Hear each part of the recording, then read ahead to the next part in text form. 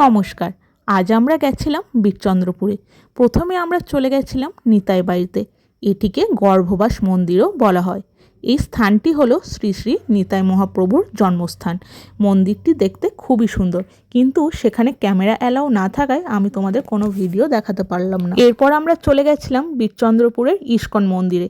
এই ইস্কন মন্দিরটি মায়াপুরের ইস্কন মন্দির দ্বারা পরিচালিত হয়। এই মন্দির চত্বরটা এতটাই সুন্দর যে গেলেই মন শান্তি হয়ে যায়। এই বীরচন্দ্রপুরকে এক চক্রধামও বলা হয়। কথিত আছে কুরুক্ষেত্রের যুদ্ধের সময় কৃষ্ণ তার ভেঙে যাওয়া রথের চাকা তুলে পিতামহ ভীষ্মকে আঘাত করতে উদ্ধত হন।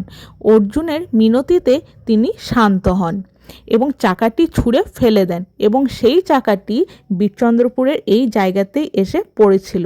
তখন থেকে এই জায়গাটির নাম হয় এক চক্রধাম। এই মন্দিরে রাধাকৃষ্ণের বিগ্রহের সামনে কিছুক্ষণ যদি বসে থাকা যায়, মনে এক অদ্ভুত শান্তি আসে।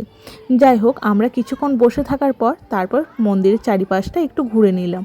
মন্দিরের চারিপাশটা খুবই সুসজ্জিত, যেখানে এলে সত্যি মনটা একদমই সুন্দর হয়ে যায়। এখানে নানা রকম পুজোর সামগ্রীর স্টলও রয়েছে। বাড়িতে যেমন অনেক ঠাকুরের জামা কাপড় বা ধূপ বলো, গীতা বলো, মহাভারত থেকে শুরু করে নানা বই খুব সহজেই পাওয়া যায়। আর প্রত্যেকটা জিনিসই ভীষণ সুন্দর।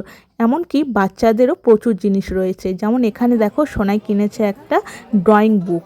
তো এখানে কৃষ্ণা সবই, যদিও ঠাকুরের জিনিসপত্র আর কি পাওয়া যায়। এখানে লিটিল কৃষ্ণা ও একটা কালারিং বুক নিয়েছে। যাই হোক, তো আমাদের এখানে কিছুক্ষণ সময় কাটিয়ে ভীষণই ভালো লাগলো। এরপর আমরা যাব মহাপ্রসাদ গ্রহণ করতে। তো সেই ভিডিও আমি তোমাদেরকে দেখাবো। তার আগে আমরা যাব বাঁকারায় আর জগন্নাথ মন্দির। তো চলো আমরা প্রথমে যাই জগন্নাথ মন্দির। এখন আমরা চলে এসেছি জগন্নাথ মন্দিরে, কিন্তু জগন্নাথ মন্দিরে ক্যামেরা অ্যালাউ না থাকায় আমি তোমাদেরকে কোনো ভিডিও দেখাতে পারলাম না। এরপর আমরা চলে এলাম মহাপ্রসাদ খেতে। এই মহাপ্রসাদ আমরা ইস্কনেই খেয়েছিলাম, তাছাড়া নিতাই বাড়িতেও খাওয়ানো হয়, তাছাড়া অন্যান্য মন্দিরগুলোতেও কিন্তু ভোগ খাওয়ানো হয়। যাই হোক, আমরা প্রথমে এসে আমরা যখন ইস্কন মন্দিরে প্রথমেই প্রবেশ করি, তখনই আমরা কুপন কেটে নিয়েছিলাম। ভোগ আরতির আগেই কুপন কেটে নিতে হয়, তারপর ভোগ পাওয়া যায়।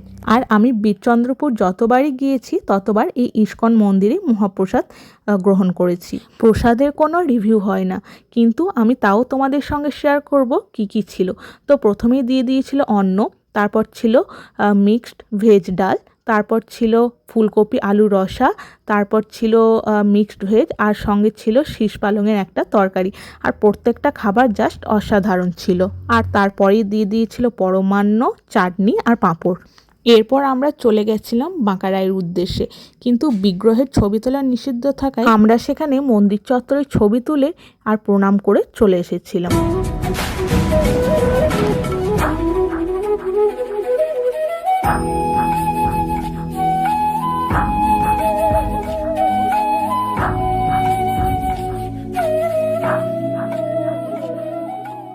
এরপর আমরা চলে গেছিলাম ঘোষগ্রাম, যেখানে মা লক্ষ্মী দেবীর বাড়ি। কিন্তু আমরা পৌঁছে দেখি মন্দির বন্ধ আছে। কিন্তু আমরা যখন ভেবেছি মা লক্ষ্মীর দর্শন করব, তখন যে করেই হোক দর্শন তো করবই। তো তারপর আমরা অনেকক্ষণ অপেক্ষা করার পর পুরোহিত মশাই এলেন সেখানকার। তারপর মা লক্ষ্মী দেবীর মন্দিরের গেট খুলে দিলেন, আর তারপর আমরা দর্শন করলাম। তারপর প্রণাম করে চলে এলাম, কারণ সেখানে আরও অনেক কিছুই দেখার ছিল, কিন্তু যেহেতু সব কিছু বন্ধ ছিল সেই জন্য আমাদের আর কিছু দেখা হয়নি। যাই হোক, ঘোষগ্রাম গিয়ে মা লক্ষ্মী দেবীর যে দর্শন পেয়েছি, এতেই আমাদের মন শান্তি। তারপর আমরা চলে এলাম আবার ইস্কন মন্দিরে, সেখানে কিছুক্ষণ সময় কাটালাম। এই ইস্কন মন্দিরের মধ্যে যেন শান্তি বিরাজ করছে। কোলাহল মুক্ত এই শান্ত পরিবেশ মনে এক অদ্ভুত শান্তি এনে দেয়। যাই হোক, আমরা কিছুক্ষণ সময় কাটিয়ে তারপর আমরা বাড়ির পথে রওনা দেব। এদিকে সূর্য প্রায় পশ্চিম আকাশে ঢলে পড়েছে। বীরভূমবাসী হওয়ার সুবাদে বীরচন্দ্রপুর মাঝামাঝি যাওয়া হয়ে থাকে। যাই হোক, আজকের আমাদের এই ছোট্ট ট্রিপটা তোমাদের কেমন লাগলো অবশ্যই জানিও। আর হ্যাঁ, তোমরা যারা এই নিতাই মহাপ্রভুর জন্মস্থানে এসেছো তারা তো জানোই যে এটা এক কতটা শান্তির জায়গা।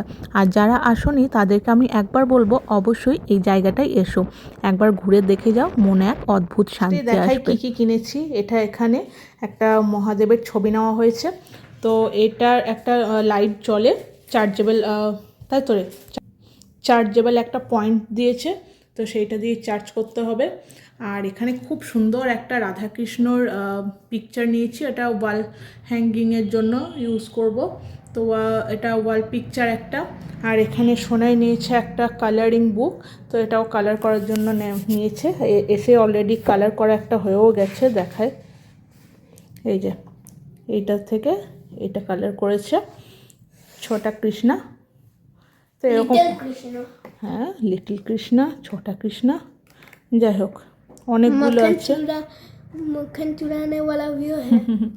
তো এইটুকুই জিনিস কেনা হচ্ছে, আর সেরকম বেশি কিছু কেনা হয়নি। আর এটা হচ্ছে একটা সিঁদুরদানি, তো এটা বেশ পছন্দ হয়েছিল, এটা নিয়েছি। আর এটা খোপাতে বাঁধার একটা কাটা আর কি। আর বেটু এইটা একটা নিয়েছে, যদি এগুলো স্কুলে পড়ে যাওয়ার মতো অ্যালাউ নয়, তো ওর একটু ভালো লাগছিল বলে নিয়েছে। তো এই ছিল। আর নিয়েছি গজা, আর বেশি কিছু। তো এই যে গজা, গজা তো আমার খুবই প্রিয় একটা খাবার জিনিস। দেখা এই যে ঠাকুমা মালা জব্বেশ, তো সেই জন্য ঠাকুমার জন্য এই যে 108টা না 109টা আছে, যাই হোক। তো এইটা একটা নিয়েছি ঠাকুমার জন্য। তো এই ছিল আজকে কেনাকাটি, সেরকম বিশেষ কিছু কিনিনি। This is my favourite picture. দারুণ, এটা সবগুলোই দারুণ ছিল, অসম্ভব সুন্দর। এটা ওয়ালে টানানোর পর দেখাবো তোমাদের কেমন লাগছে। মহাদেবের পিকচারটাই লাইট জ্বললে কেমন লাগবে সেটাও তোমাদেরকে দেখালাম। তো দেখো খুবই সুন্দর, মানে জাস্ট অসাধারণ। এটা কারেন্টে চলে আর কি, তো এটা চার্জিং পয়েন্টে দিয়ে এটা মানে খুবই সুন্দর লাগছিল, এত সুন্দর লাগছে। রাত্রিবেলায় এটা আমার রুমের মধ্যে এটা সেট করে দিয়েছি, আর রাত্রে শুতে যাওয়ার আগে একটুক্ষণ মহাদেবের দিকে তাকিয়েই থাকি, মানে জাস্ট মনটা শান্ত হয়ে যায়। আজকের ব্লগ এতটুকুই, দেখা হবে নেক্সট ব্লগে। হরে কৃষ্ণ, রাধে রাধে।